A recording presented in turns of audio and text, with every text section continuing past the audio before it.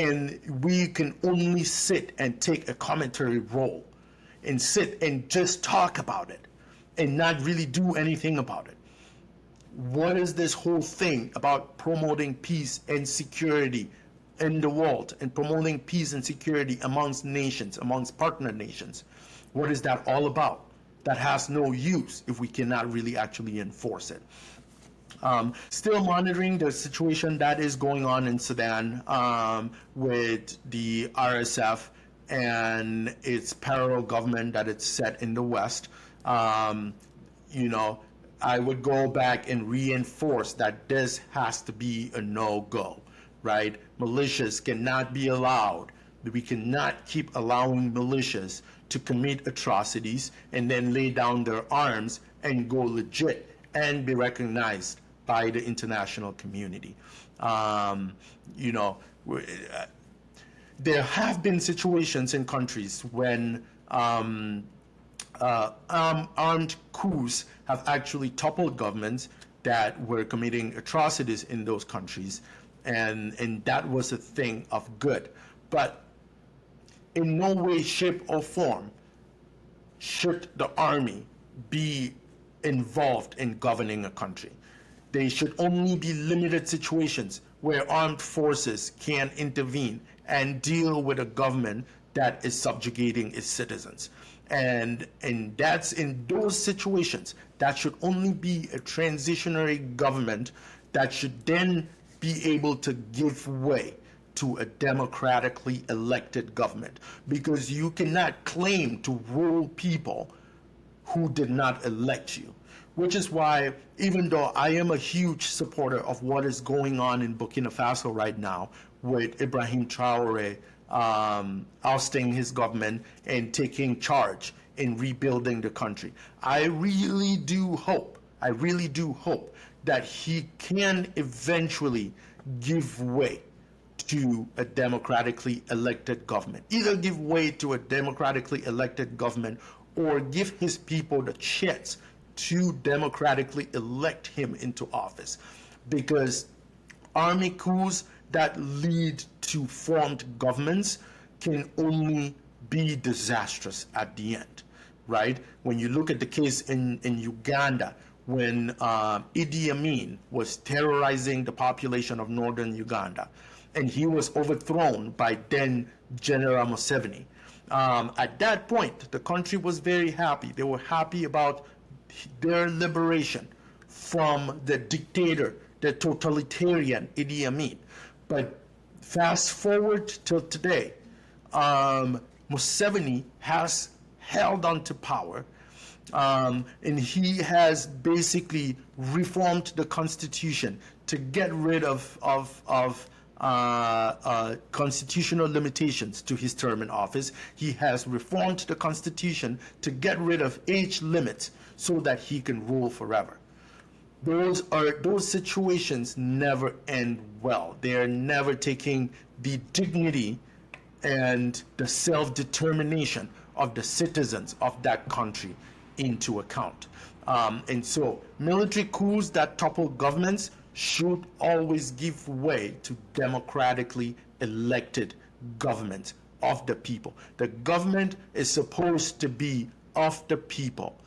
It's supposed to be by the people, for the people. And if it's anything other than that, it should give way.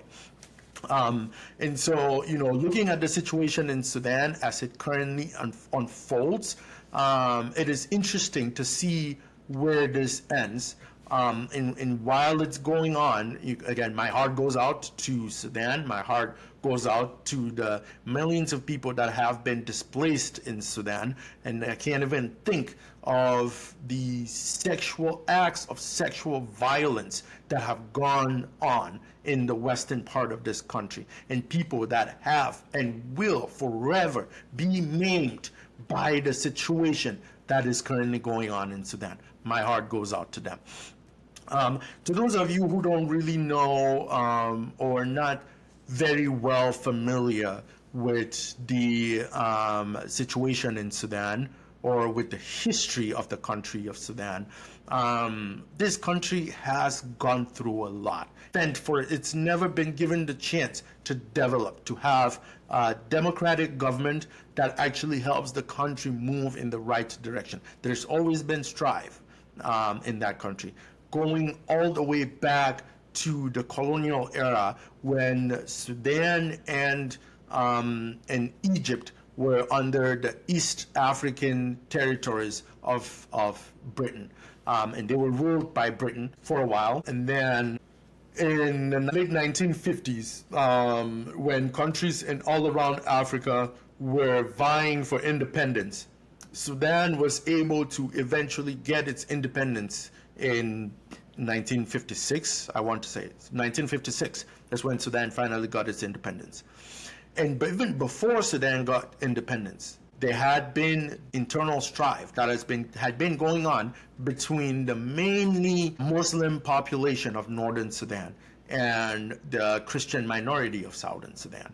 They had been fighting with each other for a long time, and the Sudan People's Liberation Movement in southern Sudan had been fighting the main government in northern Sudan, and that kept happening after independence. That constituted the first civil war in Sudan that went on from 1955, 1956 during independence until I think 1973 when the first peace accord was signed, Addis Ababa Peace Accord, that focused on acknowledging a lot of the dignities of the people of South Sudan and their autonomy. That did not last for very long because, shortly after that, the government of Sudan then still kept trying to, subjugate these people and negate this peace agreement that was signed.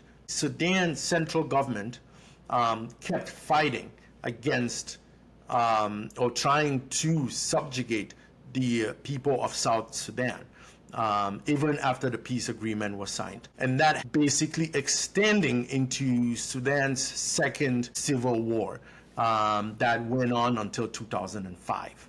And it was during Sudan's second civil war that the current, Omar al-Bashir, who was toppled in 2019, basically organized a coup and took over the country. He did this in 1989. So he ruled from 1989 to 2019 through a military coup.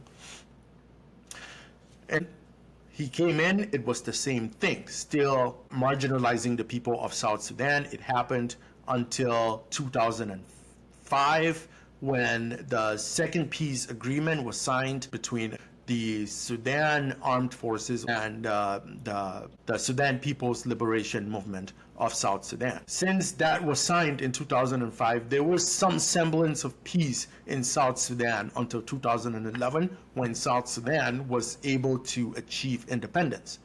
South Sudan achieved independence in 2011.